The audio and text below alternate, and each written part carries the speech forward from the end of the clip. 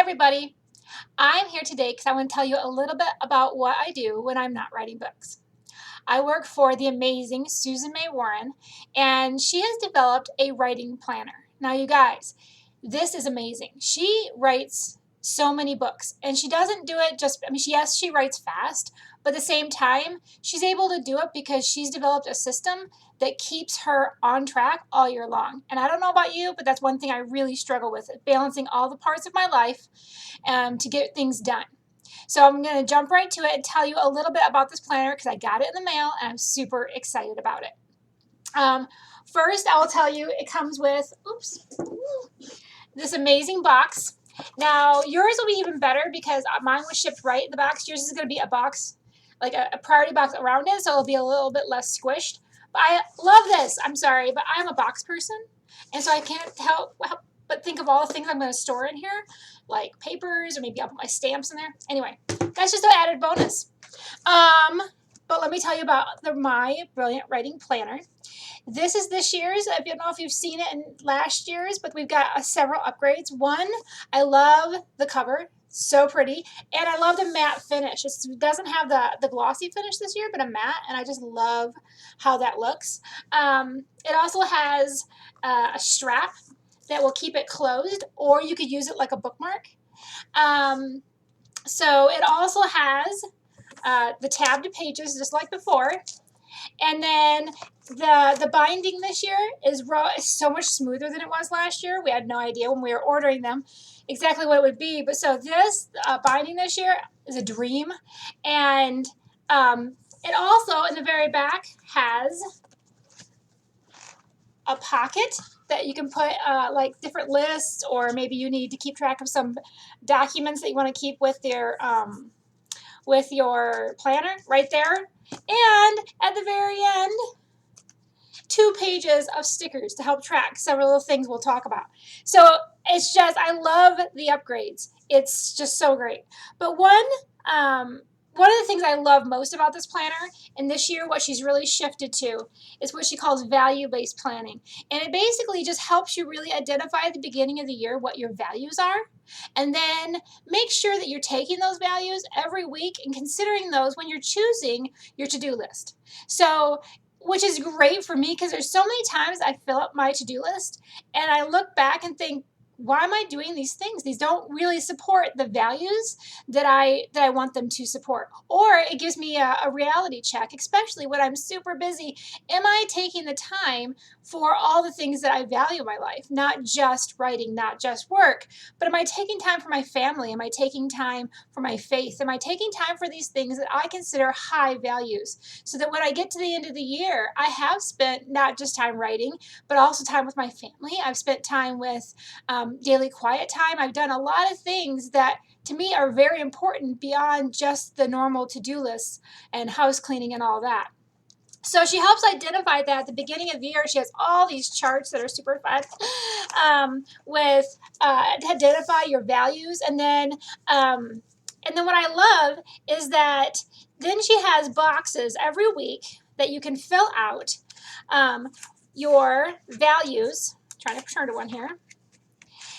And so you have the different value areas here. So, right, you got the boxes, and she has some of them filled in: personal growth, sacred rest, because you could use other things if you have other values, but rest is important, and she has a whole section on that. But you can put your values in here. Now, what I love to do, because I'm a very color person, is I love to make each value a different color. I use these ink gel pens, and then I make each one a different color, and then when I move it over to my to-do list, so I lay out all the things that I value and want to place in my values that week. And then I take my values and I move them over to actual time blocks for the next week. And then I actually, put all the family maybe in light blue. And then I move my family into the different time blocks. So I can see at a glance that I actually am hitting all of my values. And I can see if I'm hitting all of my priorities, so that, again, at the end of the year, I will have accomplished more and done not just more writing, not just more busy work, not just more off my to-do list, but more with my family, more with in my faith, more with connecting with friends, these things that are important to me, but that often get pushed aside. Also, one of the other things I'm going to highlight in this video that I really love, that's a new addition this year, is I love these word trackers. And the reason I love these word trackers, there's a different number of symbols each month, but you can just pick how many you want. Like one clover is going to equal maybe 500 words. So you write, so every time you write 500 words, you can color in a little clover. So at the end of the month, you just count up your clovers of how many you got, and boom, you write your word count down here. It's a way just to make me, I know sometimes in the busyness, I'll get a whole month without writing. And then I get to the end of my deadline and I'm like scrambling. But just to have that constant check of like, how many have I written this month? And then, and realize you can write more, or finding time so you can color off more, so that at the end of the year, you have more words written. And then at the very end of the year, you can add up. It has little icons that match up, so you know you add up all your numbers, and as you can do it all the way year along, you can look at your added totals. So like you can check and be like, man, by June I've written this many words. That's so many words more than I wrote last year, simply because I had a goal. I have these ideas to color it in.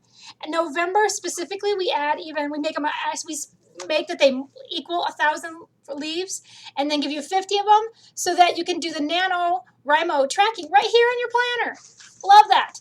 And then you can add it here. By the end of the year, you can see exactly how many words you wrote.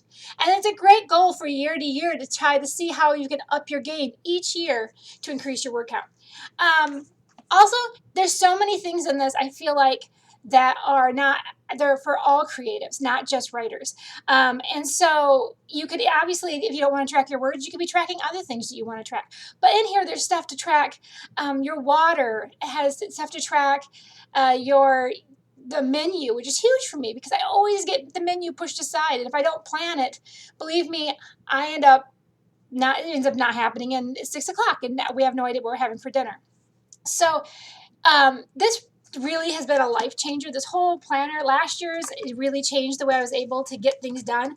And this year with the upgrades and the value-based planning, I am so excited about that.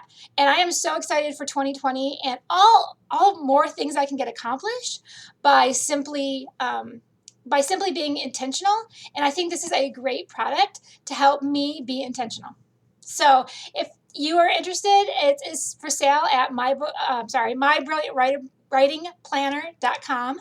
And I just hope, if you have any questions, you can email me you can email me at Tari@mybookTherapy.com or planner@mybookTherapy.com, and I will answer your questions. I hope you have a great day. Bye.